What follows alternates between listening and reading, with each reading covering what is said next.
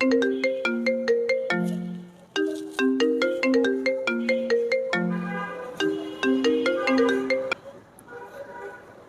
মা বলো।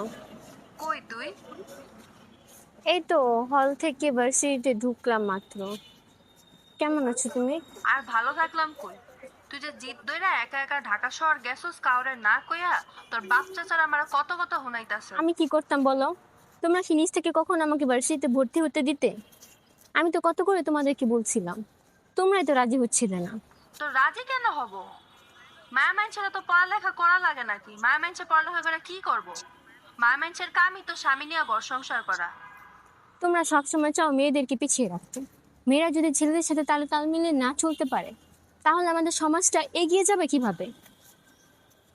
খুব পাখা গজায় গেছে না? ঢাকা কি কোনো ভালো শহর? ভালো ঘরের মেয়েরা কোনো ঢাকা শহর যায়? আবার তোর চাচা আরেকটা নতুন সম্বন্ধ আনছে। পোলা দুবাই থাকে, ভালো কামায়। তোরে খুব ভালো রাখবো। তুই সব কিছু বাদ দিয়া জলদি বাড়ি আইবি। আমি আর তোর বাচ্চা তার কথা শুনতে পারবো না।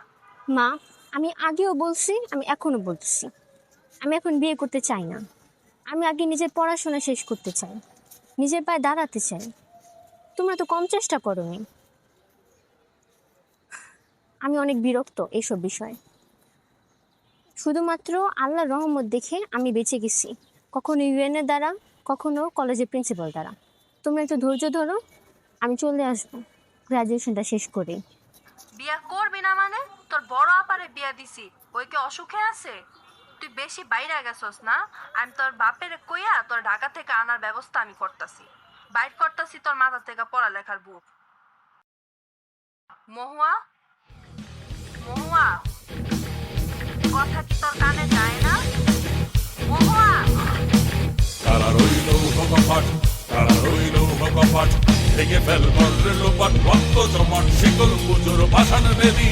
ওরে ও তরু নিশান, ওরে ও তরু নিশান, বাধা তোর প্রলয় নিশান, ধ্বংস নিশান, পুরুষ প্রাচীর প্রাচীর বেদি। কারা রইল কপাট, কারা রইল কপাট।